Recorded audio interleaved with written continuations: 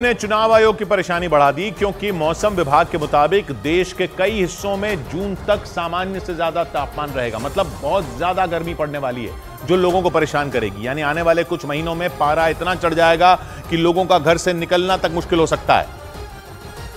और इसीलिए चुनाव आयोग परेशान हो गया क्योंकि अभी केवल एक चरण का मतदान हुआ है और 6 चरण बाकी हैं। ऐसे में मौसम विभाग ने हीट वेव की जो चेतावनी जारी की उसने चुनाव आयोग की चिंता बढ़ा दी। चुनाव आयोग के अधिकारियों ने बैठक की, फैसला लिया गया कि चुनाव आयोग गर्मी से लड़ने के लिए एक टास्क फोर्स बनाएगा और इस टास्क फोर्स में चुनाव आयोग, मौसम विभाग और स्वास्थ्य मंत्रालय के अधिकारी शामिल होंगे जो मतदान से 5 दिन पहले हीट वेव की समीक्षा करेंगे। मौसम विभाग ने जानकारी दी कि वो मौसम से जुड़ी हर छोटी बड़ी जानकारी चुनाव आयोग को दे रहा है। के साथ साथ हम लोग भी ह्यूमिडिटी कंडीशन कैसे रहेगा, विंड कैसे रहेगा, नाइट टेम्परेचर कैसे रहेगा, इस सभी का पूर्वानुमान भी दे रहे हैं। यानी चुनाव के दौरान चढ़ता पारा चुनाव आयोग के लिए बड़ी चुनौती बन गया क्योंकि मौसम विभाग ने हीट वेव का अलर्ट जारी कर दिया। इस दौरान मौसम बहुत गर्म रहता है। यही वजह रही कि चुनाव आयोग और मौसम विभाग की बैठक में लोकसभा चुनाव के दौरान हीट वेव से होने वाले खतरे से निपटने पर चर्चा हुई।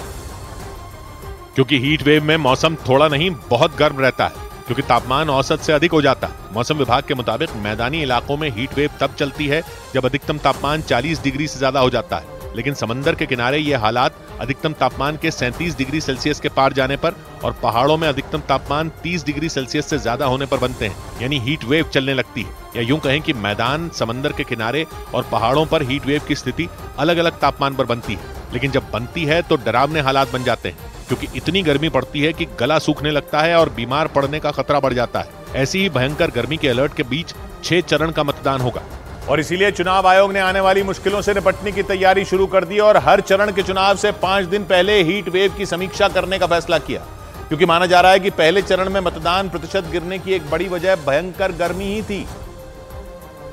और गर्मी की ही वजह से 19 अप्रैल को सुबह करीब 11 बजे तक तो मतदान केंद्रों के बाहर लंबी लंबी लाइनें लगी थीं, लेकिन जैसे जैसे सूरज चढ़ा वैसे वैसे मतदान प्रतिशत गिरता गया और मतदान केंद्र के बाहर लगी वोटरों की लाइन छोटी हो गई और पहले चरण में मतदान प्रतिशत पिछली बार की तुलना में घट गया।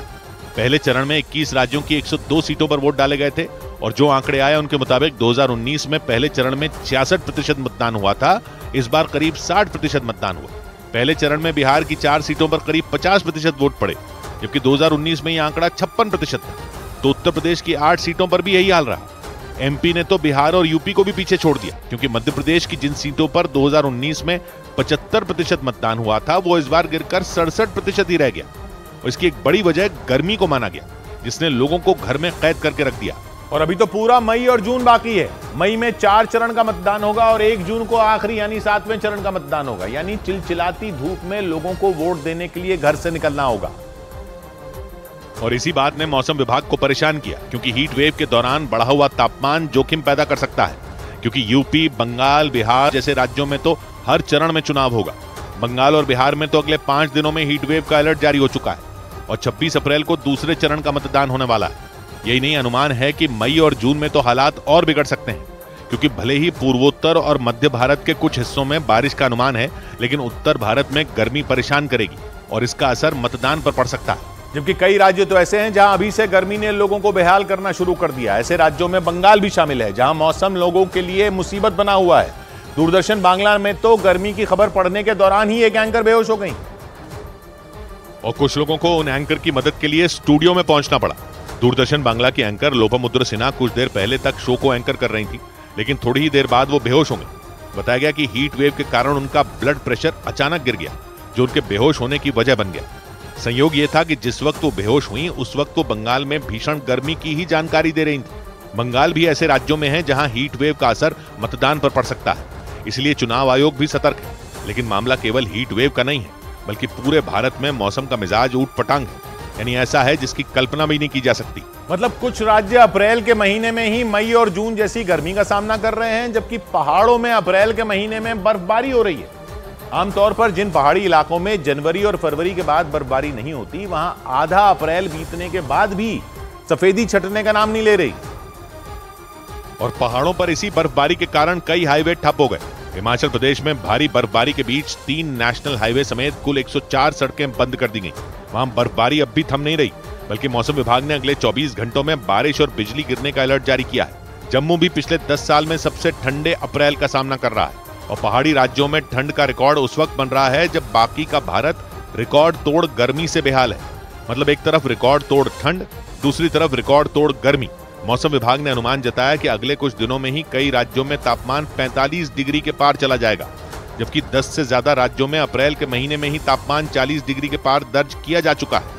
इसलिए कई राज्यों में गर्मी की वजह से अस्पतालों में मरीजों की तादाद बढ़ गई। इसके अलावा राज्य सरकार ने अस्पतालों को भी अलर्ट पर रहने का आदेश दे दिया।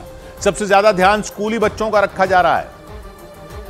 इसलिए कई राज्यों में स्कूलों के वक्त बदल दिए गए तो कई जगहों पर स्कूलों की गर्मियों की छुट्टियों का वक्त बदल दिया गया। ओडिशा में राज्य सरकार ने 25 अप्रैल से ही गर्मियों की छुट्टी का ऐलान कर दिया। पश्चिम बंगाल में 22 अप्रैल से ही गर्मियों की छुट्टियों का ऐलान कर दिया गया। छत्तीसगढ़ में भी सरकार ने 22 अप्रैल से ही स्कूली बच्चों के लिए गर्मियों की छुट्टी का ऐलान कर दिया। इनके अलावा बिहार और झारखंड समेत कई राज्य ऐसे हैं जहां स्कूलों का वक्त बदल दिया गया है और जल्दी छुट्टी करने का आदेश भी दिया गया है। मौसम का ये मिजाज वैज्ञानिकों के भी होश उड़ा रहा है, क्योंकि इस तरह के मौसम को सामान्य नहीं माना जा रहा, बल्कि इसे क्लाइमेट चेंज से जोड़कर देखा जा रहा है।